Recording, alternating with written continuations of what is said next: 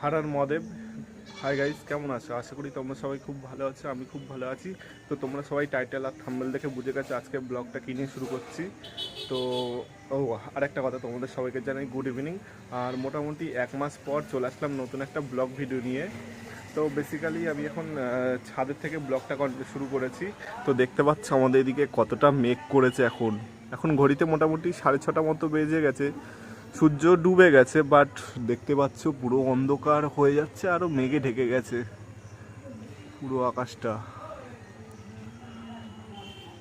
আর basically আজকে ব্লগটা শুরু করেছি, দেখো আমরা মধ্যবিত্ত পরিবারের ছেলে, ঠিক আছে? তো আমাদের একটু স্বপ্ন থাকে যে আমরা দূরে কোথাও, মানে দূরে বলতে কি ইন্ডিয়ার বাইরে কোথাও ঘুরতে যেতে ইচ্ছে করে। বাট সেটা যেতে গেলে কিছু কিছু নথি বা কাগজপত্রের ডকুমেন্টসের প্রয়োজন হয়, যেটা না থাকলে আমরা যেতে পারবো না। তার মধ্যে তার মধ্যে একটা পার্ট হলো আমার পাসপোর্ট, ঠিক আছে? তো অ্যাকচুয়াল ব্লগটা আজকে ওটা নিয়েই শুরু করছি। কতটা সময় লেগেছে তোমরা জানো না। মিনিমাম তোমরা ধরো একটা পাসপোর্ট বের করতে গেলে কতদিন সময় লাগে? 15 দিন কি 1 মাস? আমার লেগেছে প্রায় 8টা মাস। 8 মাস পর ফাইনালি আজকে হাতে পাসপোর্টটা পেলাম। মানে অনেকগুলো পাসপোর্ট পেতে আমার মানে অনেকটা ইস্যু ছিল, সেইগুলো কি এক এক করে সব বলবো। তার আগে তোমাদেরকে আমি পাসপোর্টটা এখনও মানে আমি আনবক্স পর্যন্ত করিনি, তোমাদেরকে দেখাবো বলে। তো চলো। আর এখন প্রচণ্ড গরম লাগছে, দেখতে পাচ্ছি পুরো ঘেমে চান করে ঘেমে উঠছে আস্তে আস্তে। তা এইদিকে দেখো, কালো মেঘের পেছন দিক দিয়ে সাদা মেঘটা কত সুন্দর লাগছে দেখতে, আর পুরো কালো হয়ে আসছে। তো চলো বেশি বকবক করবো না, নিচে যাই। নিচে তোমাদেরকেও আমি মানে পাসপোর্টের ওই আনবক্স করে দেখাই। আনবক্স মানে কি, ওই খামে করে এসছে, খামটা কেটে দেখাবো, সব কিছু তোমাদের সাথে শেয়ার করব। আর এর সম্বন্ধে আমার কি কারণে পাসপোর্টটা আসতে এত সময় লেগে গেছে সব কিছু আমি তোমাদের সাথে শেয়ার করব। তো চলো সবাই একটু ভিডিওটা ধৈর্য ধরে দেখো, ঠিক আছে? তো চলো আবার একটু পরে দেখা হচ্ছে তোমাদের সাথে। 20 minutes later. তো ফাইনালি গাইস ছাদ থেকে চলে আসলাম, আর এখন ঘড়িতে মোটামুটি বেজে গেছে, দেখতে পাচ্ছ 7টা 19। এই ঘড়িটা একটু ফাস্ট আছে, 6-7 মিনিট। এখন মোটামুটি ওই কত 7টা 13 এরকম হবে টাইম। তো 7টা 13 হবে, 7টা 13-12 এরকম হবে, যাই হোক। তো আমি এখন চলে এসেছি ঘরে, আর এখানে দেখতে পাচ্ছ এই যে আমার চিঠি। এই যে এটা আমার ঠিকানা। তো আমি তোমাদেরকে দেখিয়ে রাখলাম। বা এই দেখো, এই চিঠিটা এখনো পর্যন্ত কাটিনি, ঠিক আছে? চিঠিটা যেমনটা তেমনই রয়েছে। এবার তোমাদের এবার এবার তোমাদের সামনে আমি চিঠিটা কাটবো। যাই হোক, এবার একটা লাগবে আমার ব্লেড, কারণ ব্লেড এই যে একদম নতুন ব্লেড। কারণ দেখো, প্রত্যেকবার আমার বাবা ব্যাটটা ঠিক করেও রাখিনি। কারণ কি, প্রত্যেকবার আমার কেউ না কেউ ক্যামেরা ধরে দেয়, ঠিক আছে? যাই হোক, ব্যাটটা সেট করলাম। প্রত্যেকবার আমার ক্যামেরা ধরে দেয়, বাট এখন আমার ক্যামেরা ধরে দেওয়ার লোক নেই, ওই জন্য আমাকে নিজেরটা নিজেই করতে হবে। তো এই যে দেখতে পাচ্ছ, এবার এটা কাটা যাক। ব্লেডটা কোথায় গেল? যা, ব্লেডটা এখানে রাখলাম। তো এই যে ব্লেডটা পেয়ে গেলাম। তো চলো এবার এবার ক্যামেরাটা একটু সেট করে নিই, সেট করে তোমাদের সাথে আবার দেখা হচ্ছে একটু পরেই। আর গাইস দেখতে পাচ্ছ হাত কেটে গেছে, দেখো এই যে মানে ব্লেডটা নতুন ব্লেড তো, এরকম কোনায় একটুকুনি মানে লেগেছে, চাপ খেয়েছে, আর তাতেই দেখো আঙ্গুল কেটে গেছে। যাই হোক, এটা ছোটোখাটো অ্যাক্সিডেন্ট। আর একটা জিনিস পাওয়ার পর একটা আনন্দ, আনন্দ ওই জন্য হয়তো কেটে গেছে। ঠিক আছে চলো, তো এবার এটা কাটা যাক। তো গাইস দেখতে পাচ্ছ এই যে রক্ত বেরোচ্ছে এখনও, ঠিক আছে? কিন্তু প্রচণ্ড জ্বালা দিচ্ছে হাতে। এখন আমি মানে ফ্রন্ট ক্যামেরায় ভিডিওটা করছি, তো ওই জন্য একটু কীরকম অসুবিধা হচ্ছে। তো ঠিক আছে, নাই তো ফ্রন্ট ক্যামেরা ছাড়া দেখাতেও পারবো না, হাতটা প্রচণ্ড জ্বালা দিচ্ছে। তো চলো এবার কাটি, এটা সাবধানে কাটতে হবে। দেখাচ্ছি তোমাদেরকে কিভাবে কেটেছে। তো এই যে দেখতে পাচ্ছ কি যায় না, এই দেখো এখানে কাগজটা অনেকটাই হয়ে গেছে, চলো ব্যাক ক্যামেরায় দেখাই। দেখতে পাচ্ছ এই ব্লেডটা যখন মানে আমি হাতের মুঠো টাইপের করা ছিল, তো দেখো কাগজ শুদ্ধ কেটে গেছে। এই দেখো এখান থেকে দেখা যাচ্ছে, মানে একদম নতুন ব্লেড এনেছি, দেখো চকচক করছে একদম। তো চলো, এই যে দেখতে পাচ্ছ, আরেকবার দেখিয়ে দিলাম, এই যে এবার আমি সিল কাটছি। ব্লেড দিয়েও কাটা যায় অথবা হাত দিয়েও কাটা যায়, তো আমি ব্লেডটা ইউজ করছি, কি দরকার আছে।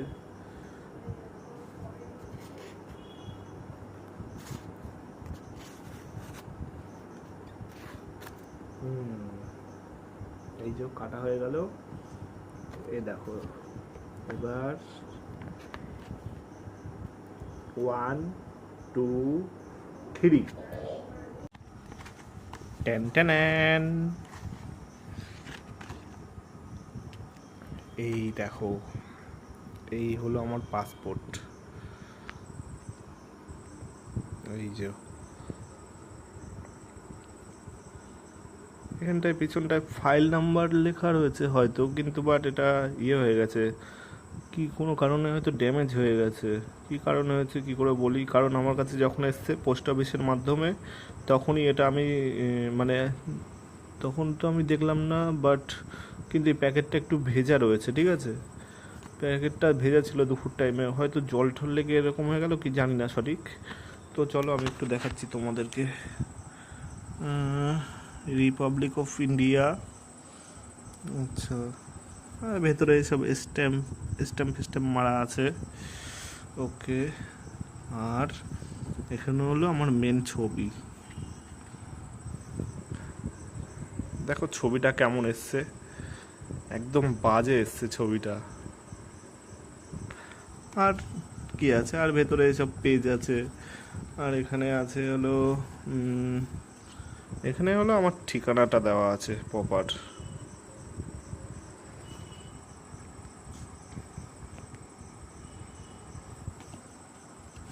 ফ্ল্যাশটা অফ করে দিলাম আমি, এই যে দেখতে পাচ্ছ,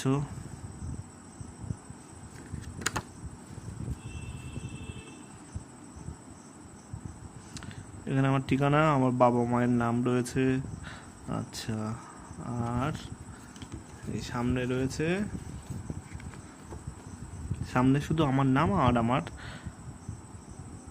জন্মস্থান যেটা সেটা লেখা আছে, আর আমার ছবি যেটা একদম পুরো ফালতু, আমারই বাজে লাগছে দেখতে ছবিটা।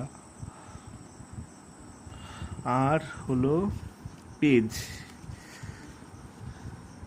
পেজ আছে, কিন্তু বন্ধু গাইস, পেজগুলো যথেষ্ট মোটা আছে, ঠিক আছে, আর আমি পেজ নিচ্ছি টোটাল 36টা। তো চলো এবার আমি এর ব্যাপারে কিছু বলতে চাই। ও আচ্ছা, এখানেও তোমার পাসপোর্ট নাম্বারটা লিখে দেওয়া রয়েছে, খোদাই করা রয়েছে ওই ওপরে, ওকে। তো চলো, বাবা এটা আবার নতুন লাগছে, সিম কার্ডে যেরকম সোনালি কালারের জিনিস থাকে সেরকম লাগছে এটা। তো চলো এগুলোকে সাইড করা যাক।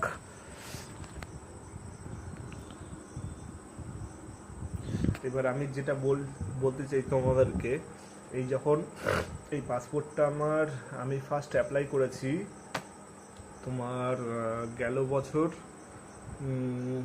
কবে 1 তারিখ, অক্টোবর মাসের 1 তারিখে অ্যাপ্লাই করি ফার্স্ট, ঠিক আছে। তারপর আমার 2 তারিখে আমার বাড়ি যেহেতু বিরাতে, আমার একটা কলকাতায় একটা পাসপোর্ট অফিস আছে রুবিতে, আর আমাদের বাড়ির পাশে অশোকনগর পোস্ট অফিস আছে, ওই পোস্ট অফিসের সাথেই পাসপোর্ট সেবা কেন্দ্র আছে, ঠিক আছে, যেমন স্টেট ব্যাংকের ছোটো ছোটো ব্রাঞ্চ হয় ওরকম টাইপের শাখা টাইপের আছে, এটাও ঠিক সেম। ওখানে গিয়েছিলাম আমি 2 তারিখে, তারপর ওখানে ফটো তুললো, যাই হোক ওখানে কিছুটা কাজ হলো, হওয়ার পর তারপর ওই সময়টা দুর্গা পুজো পড়ে গেছিলো হয়তো, ওই 6-7 তারিখের দিকে দুর্গা পুজো পড়ে গেছে। তারপর আমার আর মানে থানায় যে ডিআই ভেরিফিকেশন হয় সেটা হয়নি, ঠিক আছে। তো সেই ভেরিফিকেশনটা হলো 14 তারিখে অক্টোবর মাসে, সেই সময় ভেরিফিকেশানে গেলাম, ভেরিফিকেশান সব কিছু ঠিক আছে, তবুও মানে আমাদের এখানের সব এই ছাড়া হয় না, ঠিক আছে, খেয়েছে ওখানে, যাই হোক, ওরা ওরা কাজটা করে দিয়েছে থানার থেকে। এবার তারপর ফাইনাল স্টেজ যখন বাকি থাকে তোমার কলকাতায় যে লালবাজার থানার ওখানে, হ্যাঁ, তো আমি যখন স্ট্যাটাস চেক করছি, স্ট্যাটাস চেক করার সময় বারবার দেখাচ্ছে কি your passport application has been কি পেন্ডিং না, যাই হোক কিছু একটা লেখা ছিল, আমার এখন আর খেয়াল নেই। এবার তারপর হঠাৎ করে পাসপোর্ট অফিস থেকে সেম এরকম খামে একটা চিঠি এসছে, ঠিক আছে। আমি তো ভেবেছি হয়তো আমার পাসপোর্ট চলে এসছে। এবার তারপর ওটা মোটামুটি আমি কথা বলছি নভেম্বর মাসের দিকে, নভেম্বর না ডিসেম্বর, যাই হোক এরকম হবে, ওই সময়ের কথা বলছি। এবার খুলে দেখি পাতলা একটা কাগজ, ওতে চিঠি রয়েছে। চিঠিতে কি যে না আমার কোনো একটা মানে বাচ্চা কোনো একটা ডকুমেন্টসে গন্ডগোল আছে। আচ্ছা, তারপর বলেছে অল ডকুমেন্টস নিয়ে যেতে। এবার আমি গেলাম পাসপোর্ট অফিসে আবার। এবার তারপরে ওরা অনলাইনে দেখছে, মানে ওদের কাছে যেই ডকুমেন্টসগুলো জমা পড়েছে তাতে দেখাচ্ছে আমার বার্থ সার্টিফিকেটে ভুল আছে, ঠিক আছে। বার্থ সার্টিফিকেটে সত্যি ভুল ছিল, কিন্তু এটা থানা কি করে অ্যালাউ করলো জানি না। যাক, আমি থানার নামটা উল্লেখ করছি না, যারা বিরা এলাকায় থাকো তারা বুঝেই গেছে কোন থানার আন্ডারে আমি পড়ি, ঠিক আছে। তারপর যথারীতি পাসপোর্ট অফিসে এবার ওরা যখন দেখছে ওদের কম্পিউটারে যে বার্থ সার্টিফিকেটে তোমাকে আটকে দেওয়া হয়েছে, তারপর আমি আমার পুরনো বার্থ সার্টিফিকেট যেটা ওটা আমি দিলাম ওদেরকে। দেওয়ার পরে দেখাচ্ছে যে তারপরে আমার আধার কার্ড, ভোটার কার্ড আর প্যান কার্ড আর হলো এডুকেশন কোয়ালিফিকেশানের ডকুমেন্টস নিল। নেওয়ার পরে মেলানোর পরে বলছে তোমার নামের স্পেলিং ভুল আছে। হ্যাঁ, আমি সেটা দেখেছি, নামের স্পেলিং ভুল আছে, টাইটেলেরও ভুল, আমার বাবার নামের স্পেলিং ভুল, টাইটেলের ভুল, প্লাস আমার মায়ের নাম বসানো নেই, প্লাস আমার প্লেস অফ বার্থ, আমি যে জায়গাটা থাকি এটার নাম পাটডাঙ্গা, ঠিক আছে, সেখানে দেওয়া জঙ্গলপুর। তো এই এতগুলো ভুল আছে, কিন্তু ওটা আমাদের এখানে একটা হসপিটাল আছে, স্বাস্থ্যকেন্দ্র সবদালপুর, ঠিক আছে, ওটা রাজীবপুরের ওদিকে স্বাস্থ্যকেন্দ্রটা। তো ওখানের আমার মানে ওখান থেকে সার্টিফিকেটটা ইস্যু হয়েছে। আর প্রথমেই ভুল হয়ে গেছে যে আমি যেই সাইবার ক্যাফ থেকে ফর্ম ফিল আপটা করেছিলাম, প্লেস অফ বার্থ যদি জঙ্গলপুর দিত ভালো হতো, সেখানেও দিয়ে রেখেছে সবদালপুর বিপিএইচসি, ঠিক আছে, ওইটার সবদালপুর বিপিএইচসি হসপিটালটার নাম। এবার যাই হোক, তাহলেও যদি জঙ্গলপুর দিত তাও আটকাতো। যাই হোক, এবার তারপর হলো ওটা কি, তারপরে আমাকে এবার পাসপোর্ট অফিসের ওই অফিসাররা বলছে যে তুমি যদি ডিজিটাল করে নিয়ে এসো কারেকশান করে, তাহলে তোমারটা ঠিক হয়ে যাবে, আর না যদি এটা দিয়ে করো তাহলে সময় লেগে যাবে অনেক। আমি বলছি ঠিক আছে স্যার, আপনি এটা দিয়েই করে দিন, তারপর আমি দেখছি কি করা যায়। এবার যাই হোক, তখন আমি চলে আসলাম। আসার পরে যতবার আমি মানে দেখি সেই একই দেখাচ্ছে, পাসপোর্ট আন্ডার রিভিউ, এটা ওটা লেখা রয়েছে যখন আমি স্ট্যাটাস চেক করছি। এবার তারপর জানুয়ারি মাস নাগাদ আমি অ্যাপয়েন্টমেন্ট নিলাম পাসপোর্ট অফিসের আরপিওতে। অ্যাপয়েন্টমেন্ট নেওয়ার পরে যতবার পাসপোর্ট অফিস যাই, এতটা দূর আমার বাড়ি থেকে, যতবার যাই ততবারই বলে যে চিঠি পাঠানো হয়েছে। এবার তারপর আমি কোথায় পাঠানো হয়েছে, এবার তারপরে আবার আমি গেলাম ফের মার্চ মাস না যেন ফেব্রুয়ারি মাস পরপর গেলাম, তখনও একই কথা। এবার তারপর আবার ফের আমি কি করলাম, আমি হসপিটালে আসলাম। হসপিটালে এসে জানুয়ারি মাসের কথা বলছি, এটা জানুয়ারি মাসে ওই সময় আমি হসপিটালে আসলাম। হসপিটালে এসে জিজ্ঞেস করছি যে বার্থ সার্টিফিকেট যে বানায় সে তার সাথে দেখা করা যাবে। তখন তার অপারেশন হয়েছে, সে শুধু এখন সপ্তাহে শুক্রবার করে আসে, ঠিক আছে। আচ্ছা, তারপরে ফের আমি কি করলাম, পাসপোর্ট অফিসে আবার গেলাম। পাসপোর্ট অফিসে গিয়ে বললাম যে কোথায় চিঠি পাঠানো হয়েছে একটু ডিটেলস বললে তাহলে না আমি বুঝবো যে এই জায়গায় চিঠি পাঠিয়েছেন। আমি যতবার আসি আপনারা বলেন পাঠানো হয়েছে, আমি তো কেসটা বুঝতেই পারলাম না। এবার যাই হোক, তারপরে কি করলো, ওখান থেকে আবার আরেকটা ঘরে পাঠালো ডিপার্টমেন্টে, পাসপোর্ট অফিসের। পাঠানোর পরে বললো যে তোমার এই চিঠিটা সবদলপুর বিপিএসসি। আমি বলছি হ্যাঁ স্যার, ওটা আমাদের বাড়ির ওখানেই। তারপরে আমি বলছি স্যার চিঠির একটা কপি যদি দেন, বলছে এইটা সরকারি চিঠি, এটা দেওয়া যাবে না। আচ্ছা, তারপর আমি বলছি যে আচ্ছা আপনারা তাহলে আমাকে ওই যে পিওন মানে স্পিড পোস্টের মাধ্যমে যে একটা ট্র্যাক নাম্বার হয় ওই নাম্বারটা দিন, তাহলে আমি না হয় কিছু একটা ব্যবস্থা করতে পারবো। তারপর যখন আমি ওটা ওখান থেকে দিল, আমাকে পাসপোর্ট অফিস থেকে লিখে দিল, যখন আমি ট্র্যাক করলাম দেখাচ্ছে ওই চিঠি জানুয়ারি মাসে পৌঁছে গেছে হসপিটালে। এবার তারপরে মানে ডিসেম্বর মাসে যখন আমি পাসপোর্ট অফিস গেলাম, তারপরে ওরা ছেড়ে দিয়েছে 26 তারিখের দিকে নাকি, দেখেছিলাম আমি, ওই চিঠিতে লেখা ছিল। ওই চিঠিটা আমার কাছে ছিল, বাট এখন নেই, আমি ওটাকে ফেলে দিয়েছি। আচ্ছা, তারপরে তোমার তারপর আমি হসপিটাল গেলাম। হসপিটাল যাওয়ার পরে আমি বলছি যে আপনাদের এখানে কোনো চিঠি এসছে পাসপোর্ট অফিস থেকে? তারপরে ওনারা বলছে হ্যাঁ এসছে। তারপরে আমাদের হসপিটালের যে সুপার আছে তিনি দেখলাম ওই চিঠিতে একটা স্ট্যাম্প মেরে দিয়েছে যে রেকর্ড ফাউন্ডেড, যে ওই হসপিটালেরই বার্থ সার্টিফিকেটটা। এবার তারপর ওনারা ওরা আলমারিতেই রেখে দিয়েছে ওটাকে। আচ্ছা, আমি যাওয়ার পরে ওরা মেল করে পাঠালো পাসপোর্ট অফিসে, আর একটা আমাকে প্রিন্ট আউট বের করে দিল জেরক্সের মাধ্যমে, আর আমাকে পিডিএফ, হ্যাঁ একটা পিডিএফ ফাইল দিয়ে দিয়েছিল ওটার, মানে যেটা স্ক্যান করেছিল, আর পাসপোর্ট অফিসে পাঠিয়েছিল তার একটা স্ক্রিনশট দিয়ে দিয়েছিল আমাকে। এবার আমি ওটা নিয়ে আবার পাসপোর্ট অফিস গেলাম মাসখানেক আগে, তখনও সেম একই। তারপর আমি দেখিয়েছি চিঠিটা, বলছে তো এই চিঠিটা তো আমাদের এখানে, তা তুমি কোথায় পেলে? এবার তারপরে ওরা বলল যে, আমি বলছি স্যার এটা আমি হসপিটাল গিয়েছি, হসপিটাল থেকে এনেছি। কি হয়েছে? খ্যাপা চলে এসছে একটা। তো আমি বললাম যে আমি হসপিটাল থেকে চিঠিটা এনেছি। তারপরে এবার এই চিঠিটা দেখালাম, বলছে যে এই চিঠিটা হবে না। ওরা ওখান থেকে ওদের লেটার হেড ওয়ালা প্যাড থাকবে, ওতে করে ওরা পাঠালে তারপরে ওরা ওরা মানে এখানে মানে পাসপোর্ট অফিসে ওরা ইয়ে করবে। বলছি যে তুমি ওদেরকে একটু বলো, তোমার পাশের পাড়ারই তো লোক, আমি বলছি পাড়ার না স্যার। তারপরে চলে গেলাম। তারপর আমি ডিজিটাল আর কারেকশন কিভাবে করতে হয় সেই প্রসেসটা শুরু করলাম। প্রায় আমার 6 মাস মতো বার্থ সার্টিফিকেট বের করতে লেগে গেছে, একটা বার্থ সার্টিফিকেট। ফার্স্টে হসপিটালে গেলাম, হসপিটালে গিয়ে একটা দরখাস্ত দিলাম, সেই দরখাস্তটা আবার নতুন করে কি বলে সেই দরখাস্তটা হসপিটালে জমা পড়লো। তারপর আবার হসপিটাল থেকে একটা অ্যাপ্লিকেশন লিখে দিল, তাতে অল ডকুমেন্টস নিয়ে গেলাম। সেই দরখাস্তটা আবার তার সাথে আধার কার্ড আর আমার বার্থ সার্টিফিকেট অ্যাটাচ করে আমাদের বারাসাতে এসডি অফিস আছে সেখানে জমা দিলাম। সেখানে বলল যে যেদিন জমা দিলাম তার 3 দিন পরে গেলাম, যাওয়ার পরে একটা স্লিপে একটা নাম্বার টাইপের লিখে দিল, সেটা নিয়ে আবার আমাদের বারাসাত গভর্নমেন্টের আন্ডারে একটা ওসি রেকর্ড রুম হয়, ঠিক আছে? কী হলো? ও সরি, ওসি রেকর্ড রুম আছে। তো ওখানে যাদের জন্ম মোটামুটি 1990 সাল, 96 বা 2000 সালের মধ্যে, তাদের রেকর্ড হসপিটালে কোথাও থাকে না। আমার রেকর্ডটাও ওই হসপিটালে ছিল না। তারপর আমি ওখানে ওই জায়গাটায়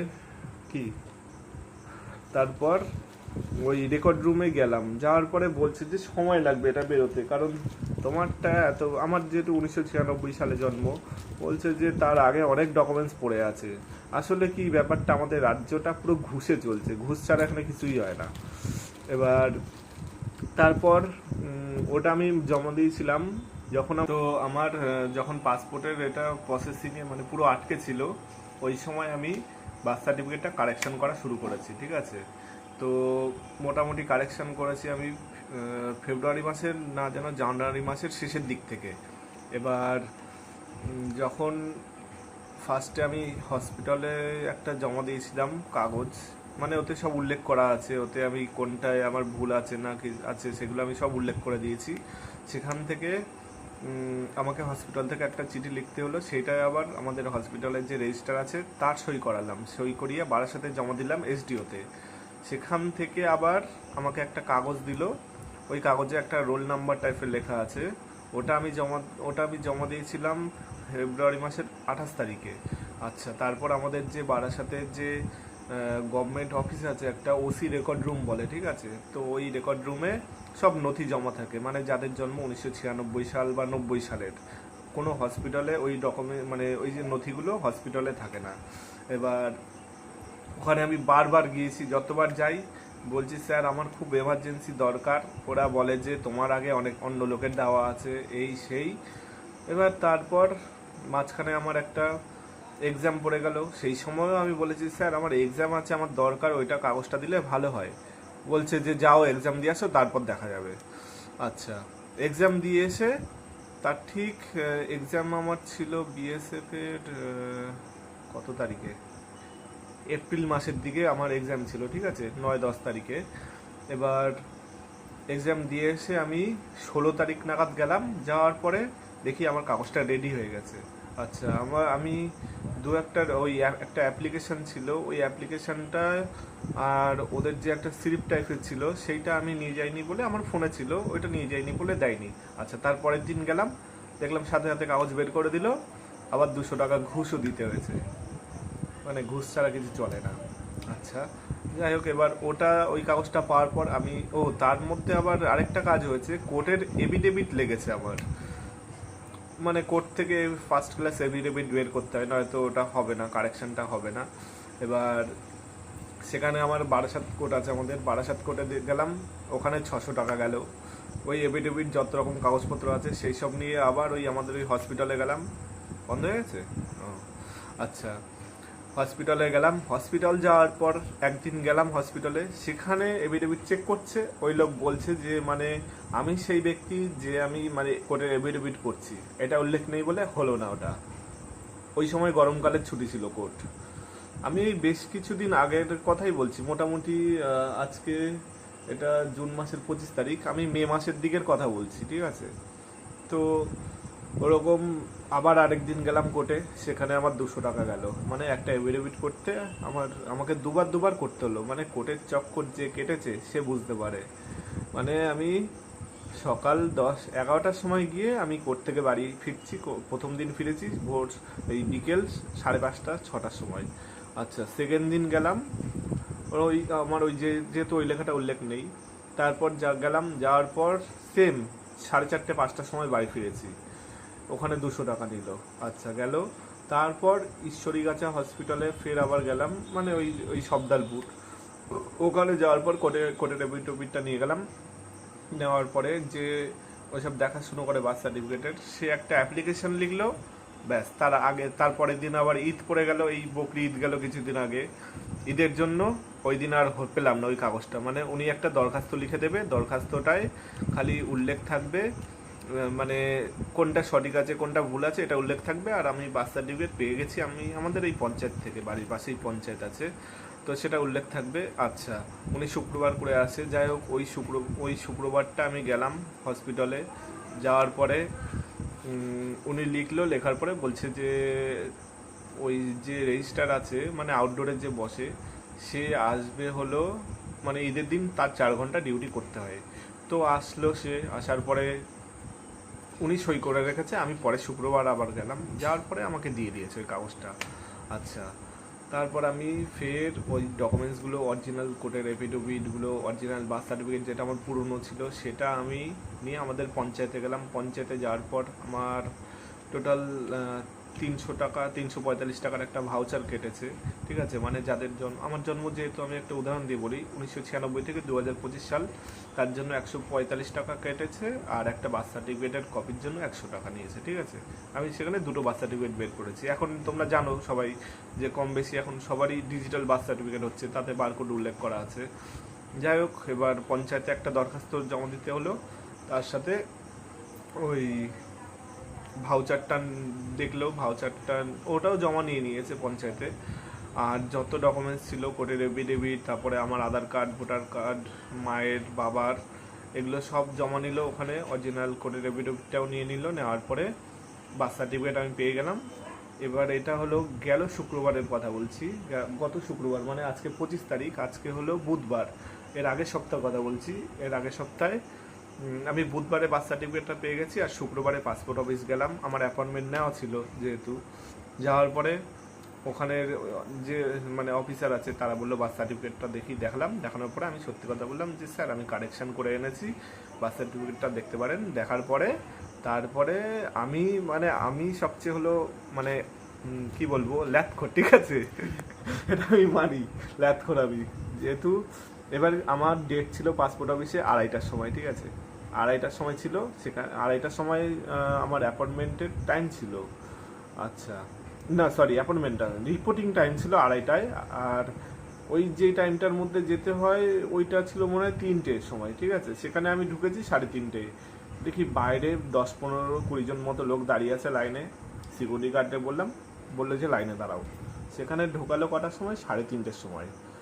এবার তারপর ভেতরে গেলাম, যাওয়ার পরে ওই ফার্স্টে লাইন দিলাম। লাইনে দাঁড়ানোর পরে একটা ফর্ম দিল, ফর্মটায় আমি আমার সই করলাম। সই করার পরে এত নম্বর ঘরে যেতে বললো, গেলাম।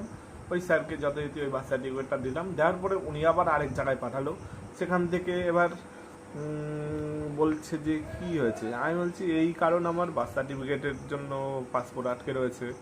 এবার বলছে যে দেখি, আমি এবার পুরনো বার্থ সার্টিফিকেটটা দেখেছি, তার সাথে যে একটা চিঠি ছিল ওই চিঠিটা দেখেছি। বলছে যে এইটা তো আমাদের চিঠি।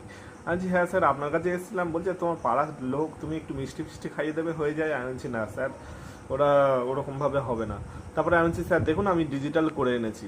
এবার তারপরে বলছে যে এটারও তো ফের চিঠি যাবে। আমি বলছি স্যার এরকম করলে হয়?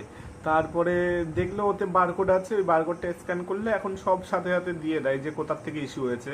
তারপর ওই স্যারটা আমাকে ওটা অ্যালাউ করে দিল।